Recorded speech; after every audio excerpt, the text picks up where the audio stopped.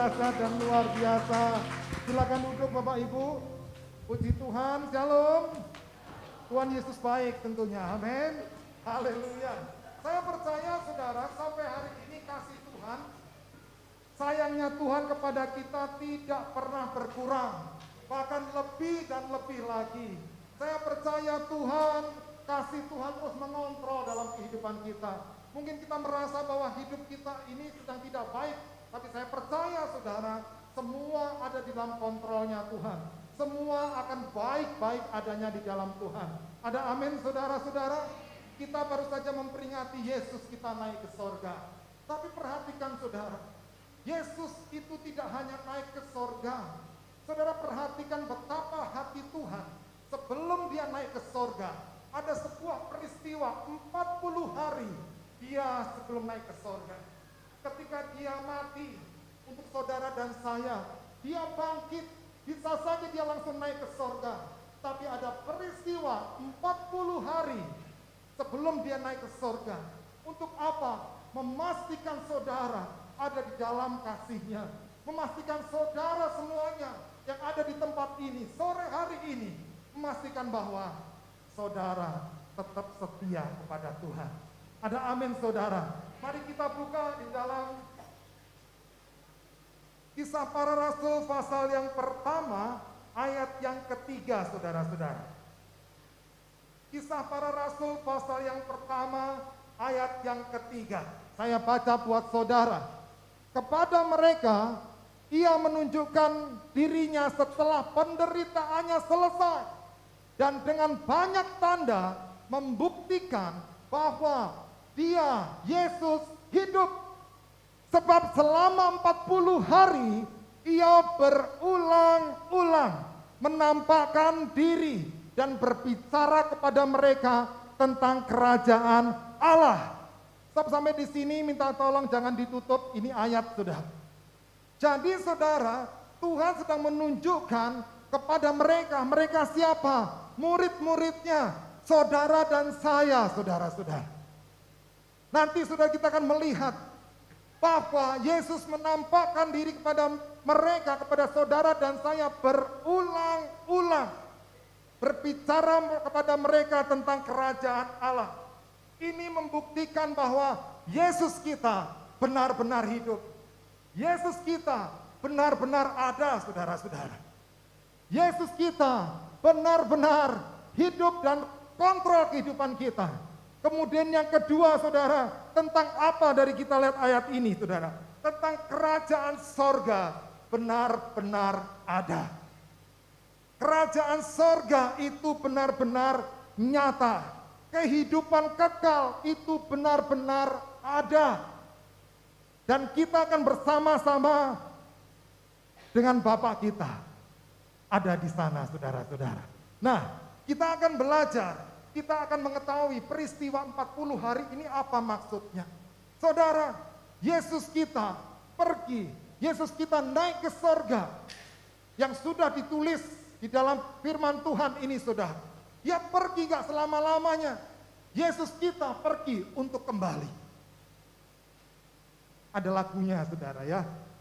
Dinyanyikan Diana Nasution dulu almarhum. Tapi saudara, Yesus kita pergi untuk kembali. Untuk siapa? Untuk saudara dan saya. Dan kita semua sedang menantikannya itu saudara-saudara yang terkasih. Nah saudara-saudara, ketika saya membaca peristiwa 40 hari, saya bisa merasakan saudara betapa Yesus kita mengasihi kita semua. Dia sangat mengasihi jiwa-jiwa, dia sangat mengasihi manusia yang percaya kepada dia. Ini saya ilustrasikan saudara, seperti seorang orang tua yang akan meninggalkan anaknya beberapa saat. Kemudian dia akan kembali. Satu kali saya dan istri saya akan pergi, karena anak saya sudah mulai bisa ditinggal di rumah. Nah ketika dia pergi, ketika kami mau pergi, istri saya memastikan semua kebutuhan anak saya terjaga. Dia ngomong sama anak saya, memastikan bahwa, nak kalau kamu lapar di lemari es ada makanan. Kalau kamu butuh telepon mama, kuota sudah ada. Jadi semua sudah dipersiapkan sehingga kami saya dan istri saya mau berangkat dengan tenang, saudara. Memastikan bahwa anak kami ditinggal dengan keadaan tenang. Kalau ada apa-apa, langsung hubungi kami, saudara. Nah, peristiwa ini, saudara, Yesus kita 40 hari sebelum dia naik ke surga, dicatat oleh Alkitab, ada 4 kejadian, ada pesan Tuhan, ada sesuatu yang dilakukan oleh Tuhan untuk umatnya yang dikasihi. Mari kita lihat, saudara, kita buka di dalam Yohanes pasal yang ke-20 ayat yang ke-17. Jadi saudara, ini perlu diulang-ulang untuk mendengar saudara, untuk supaya saudara mengerti dan ngeh bahwa Yesus sangat mengasihi saudara. Yohanes pasal yang ke-20 ayat yang ke-17. Perhatikan baik-baik. Jangan lihat saya, saudara lihat baik-baik firman Tuhan ini, saudara ya. Kata Yesus kepadanya, "Janganlah engkau memegang aku, sebab aku belum pergi kepada Bapa. Tetapi pergilah kepada saudara-saudaraku dan katakanlah kepada mereka bahwa sekarang aku akan pergi." Perhatikan baik-baik. "Kepada Bapakku dan Bapamu, kepada Allahku dan Allahmu." Saudara perhatikan baik-baik. Ketika saya membaca ayat ini, saudara, merenung ini, Roh Kudus berbicara, saya langsung ingat ketika saya pertama kali, saudara, setelah menikah, gembala memberkati kami, catatan sipil semuanya dilakukan dengan sah. Saya berkata kepada istri saya, "Mulai sekarang, hartaku ya hartamu, rumahku juga rumahmu, hidupku juga hidupmu." Artinya apa, saudara? Yesus bermain legal. Saudara dan saya sah miliknya sorga. Saudara dan saya sudah sah miliknya Bapa. Saudara dan saya sudah, nama saudara sudah tercatat dalam kitab kehidupan, bahwa saudara sah milik Tuhan. Sejak semuanya proses penyaliban, proses pengorbanan dilakukan oleh Yesus. Dia nggak cuma mati, dia bangkit. Sama dengan saudara dan saya. Jadi betapa sukacita kita kalau kita milik Tuhan sah, saudara. Karena setan pun juga main legal sekarang. Setan tahu Tuhan kita adalah Bapa penuh kasih. Tapi setan juga tahu Bapa kita adalah Bapa yang adil. Makanya dia selalu menuntut konsekuensi dosa yang kita lakukan. Dia main legal. Tapi Tuhan kita dahsyat, saudara. Bukannya ini wow. Bukannya ini ada satu hal yang luar biasa. Sorga milik kita. Tapi tentunya dengan konsekuensi, saudara-saudara. Istri saya ketika menikah dengan saya, dia saat itu sah menjadi istri Heru. Sehingga dipanggil Nyonya Heru, saudara. Dia nggak bisa jalan-jalan sendiri lagi, kelayapan ke sana kemari, karena dia sudah sah menjadi istri saya. Sehingga apapun pasti harus seizin saya. Begitupun juga dengan saya. Saya bukan bujangan lagi. Saya harus apa-apa, istri saya harus tahu dan persetujuan dengan dia. Kita dengan Bapa di sorga juga begitu, saudara-saudara.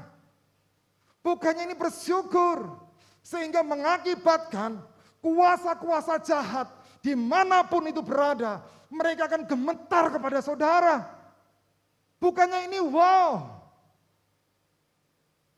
Tapi sebagian kita, masa iya? Makanya saudara, di dalam Kisah Para Rasul pasal yang pertama, ayat yang ketiga, ini mesti harus berulang-ulang diberitakan kepada saudara dan saya. Saudara adalah sudah milik sorga. Makanya gaya hidupmu harus gaya hidup sorga. Gaya hidup kudus. Gaya hidup urapan Tuhan. Tidak mungkin kita jauh-jauh dari Tuhan. Tapi kebanyakan dari kita tidak menyadari ini. Bahwa kita sudah miliknya sorga secara sah.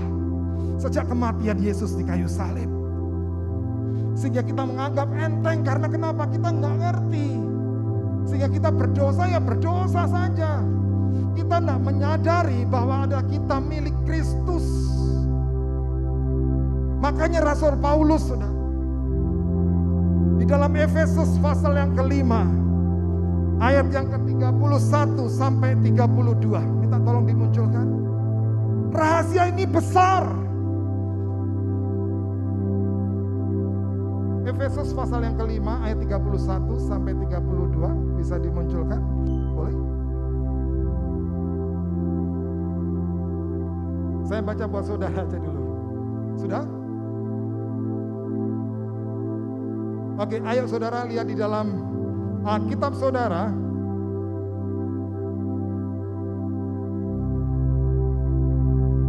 Efesus pasal yang kelima.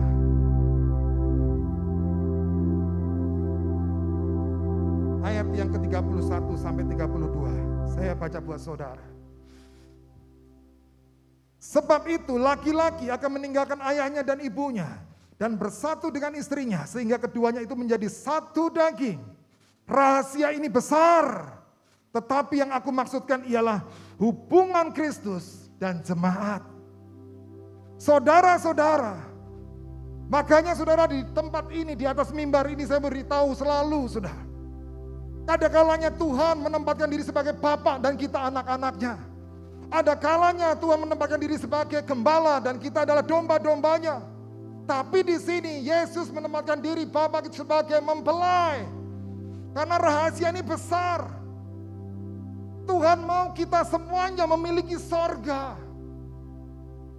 Sehingga dia yang punya sorga datang ke dunia menjadi manusia. Dia yang tidak berdosa dibuat berdosa karena saudara dan saya. Supaya pengorbanannya di kayu salib kita semua diselamatkan. Oleh sebab itu sepulang dari tempat ini, sembari saya menyampaikan firman Tuhan ini, saudara yang mulai berpikir atau saudara sudah meninggalkan Tuhan, atau saudara berpikir bahwa untuk masuk surga itu harus mengandalkan amal. Saya harus berbuat baik sedemikian rupa supaya saya masuk surga. Saya harus hidup kudus supaya apa saya masuk surga. Saudara, tidak ada satu perbuatan baik apapun yang mengantarkan kita ke surga. Hanya Yesus kebenaran itu. Yesus adalah jalan satu-satunya untuk ke surga. Pak, kalau begitu saya sembarangan dong berbuat jahat. Toh saya masuk surga. Saudara, saya mau beritahu. Kita berbuat baik bukan supaya, tapi kita berbuat baik itu karena anugerah Tuhan. Karena keselamatan yang Tuhan berikan. Kita berbuat hidup kudus. Bukan supaya, tapi karena gaya hidup sorga sudah ada dalam hidup kita, saudara-saudara. Jadi mari kita rubah gaya hidup kita. Paradigma kita rubah. Saudara berbuat jahat atau saudara berbuat baik karena saudara takut masuk neraka. Tapi kalau saudara ngerti dari firman ini, kita semuanya secara sah miliknya sorga. Jadi saudara yang sekarang ini masih bingung akan keselamatanmu. Saudara, saya mau beritahu, saudara milik Tuhan. Amin. Yang percaya milik Tuhan berikan tepuk tangan untuk Tuhan kita. Yang belum percaya atau setengah-setengah, terus buka hatimu, berdoa saudara. Karena saya mengerti saudara, gak semuanya orang mengerti tentang hal ini. Mereka Kristen ya Kristen, ikut-ikutan. Kelihatan dari mana? Gaya hidupnya berantakan. Tapi kalau mengerti bahwa mereka milik surga, mereka akan hati-hati dalam hidupnya. Tapi saya bersyukur, kita adalah milik surga. Dampaknya apalagi saudara? Kuasa jahat apapun tidak berani menyentuh saudara. Mereka tahu ini penghuni surga. ini anak raja, ini mempelai Kristus. Bukannya kita ini menjadi orang yang luar biasa, lebih daripada pemenang. Tapi kenapa anak Tuhan selalu takut, dan takut? Karena mereka tidak ngerti jati dirinya ini, saudara. Saya mau beritahu saudara, jangan takut lagi. Engkau miliknya sorga, Bapak Ibu, saudaraku yang terkasih.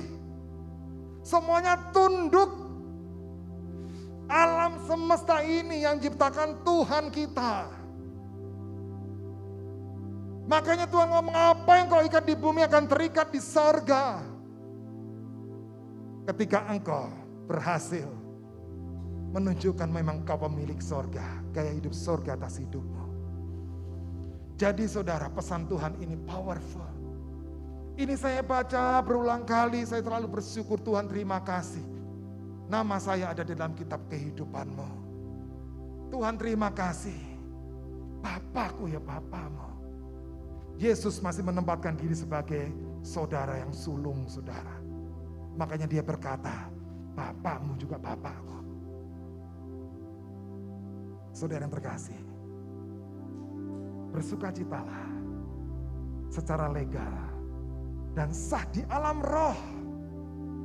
Bahkan di alam roh, penghulu-penghulu di udara, kuasa-kuasa jahat tahu engkau pemilik sorga. Tapi dia juga tahu engkau masih hidup di dunia ini. Makanya dia terus memberikan jebakan-jebakan. Oleh sebab itu, saudara, jangan lihat jebakannya terus. Pandang terus ke Tuhan. Yang kedua, apa yang dilakukan oleh Tuhan Yesus?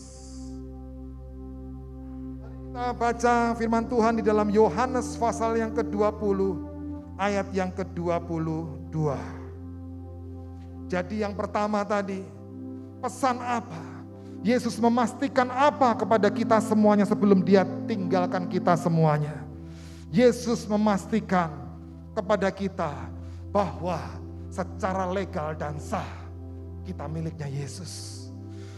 Oleh sebab itu saudara, bergayalah hidup. Bergaya hiduplah seperti Yesus hidup, saudara. Istri saya ketika berpisah dengan saya beberapa waktu lamanya, saudara, tidak serta-merta dia langsung berubah. Seperti pada waktu dia masih gadis dulu. Dia masih menjandang sebagai istrinya Heru, saudara. Saya pun juga begitu. Ketika saya berangkat ke luar kota, sekian waktu lamanya saya masih menjadi suami dari istri saya, saudara. Jadi ikatan ini terjadi. Jadi kalau engkau jatuh, terpuruk sekalipun, tetap engkau adalah miliknya sorga. Sekali lagi saudara, tepuk tangan untuk Tuhan kita. Saya sungguh bersuka cita saudara untuk hal ini.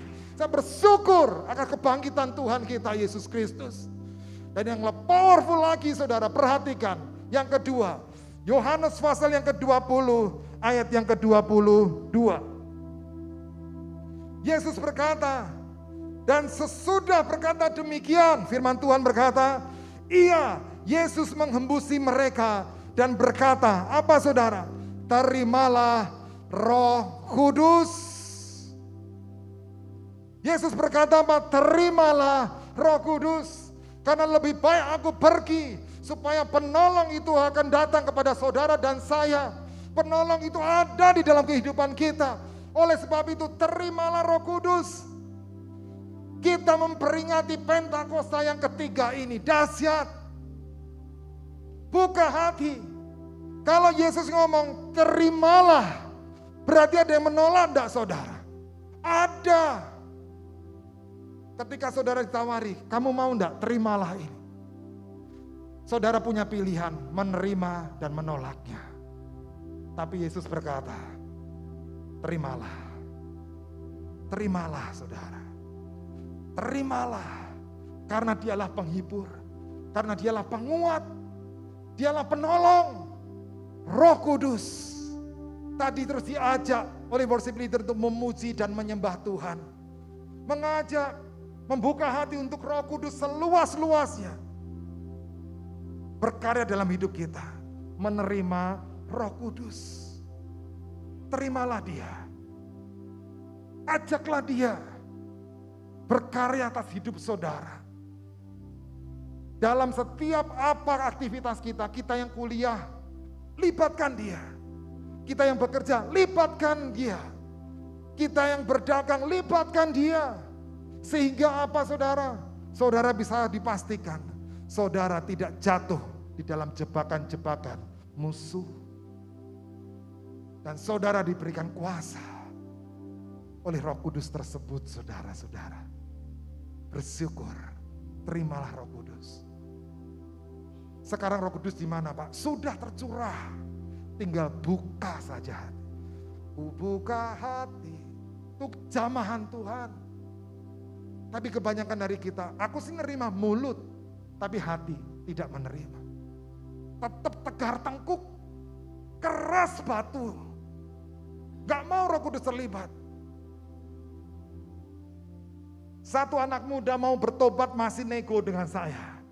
Kak, bisa konsultasi sebentar? Bisa, saudara.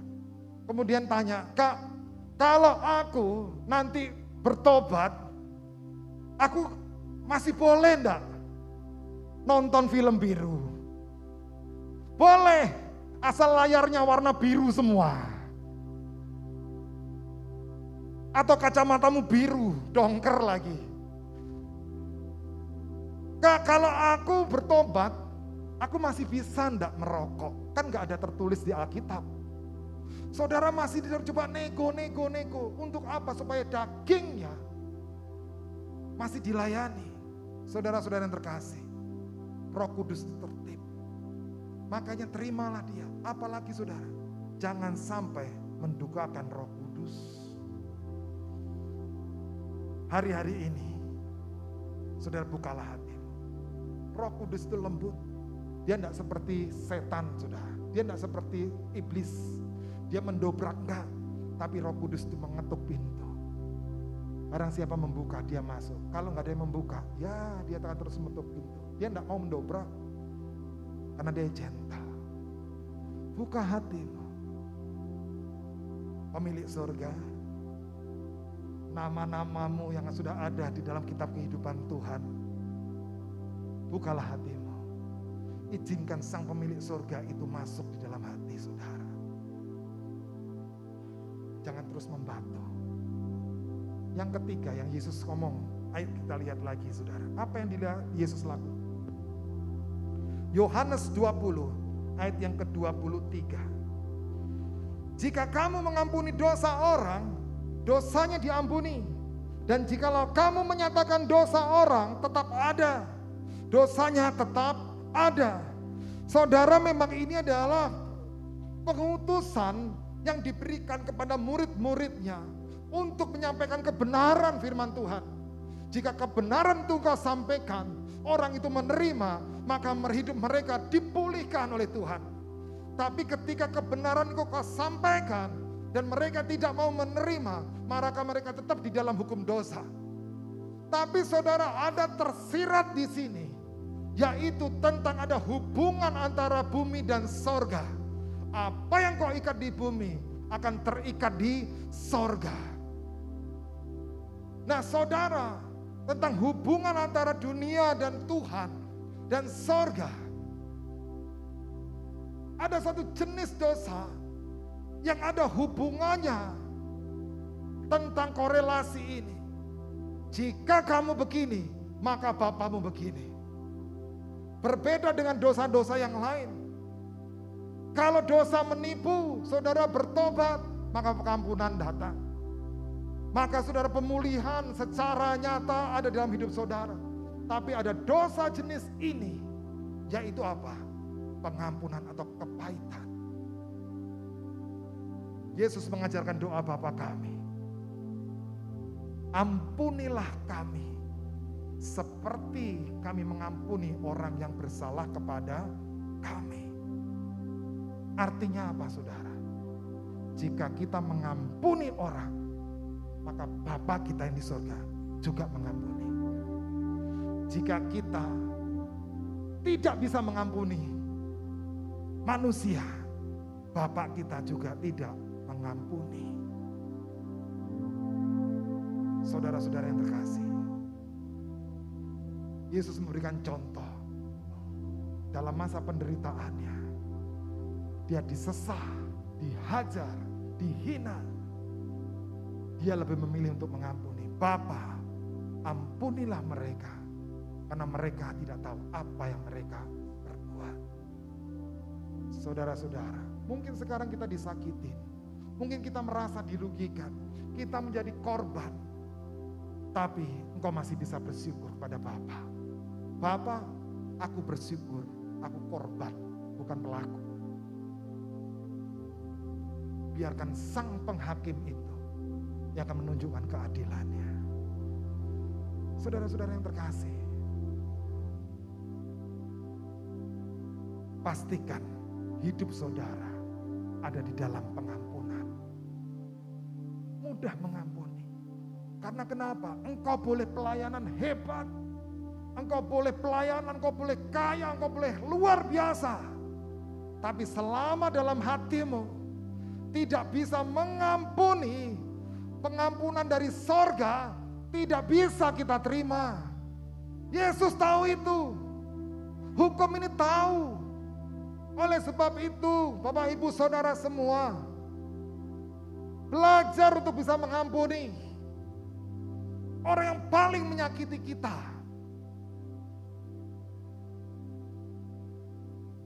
Jangan saling mendengki. Mau mengampuni. Dari wajah saudara, dari mata saudara, bisa enggak ya? Bisa enggak ya? Buka hatimu, biarkan Roh Kudus masuk. Roh Kudus akan memberikan kekuatan padamu untuk mengampuni. Mengampuni mantanmu. Lagi sayang-sayangnya ditinggal, Pak. Waduh, sakit remuk hati saya, Pak. Mengampuni pasanganmu. Mengampuni teman-teman bisnismu. Mengampuni teman kosmu. Siapapun itu, saudara. Ampuni.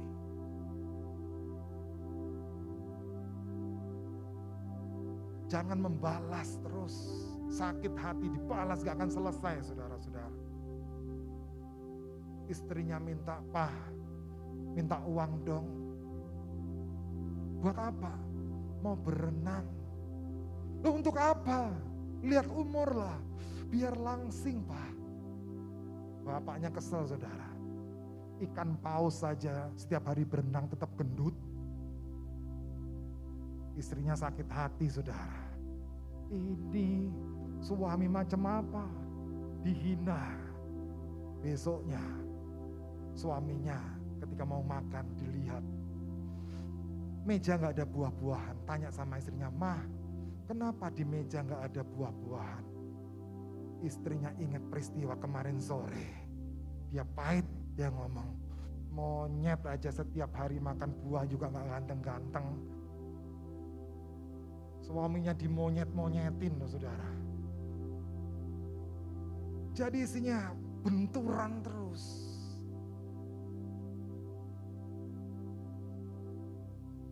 Mau mengampuni?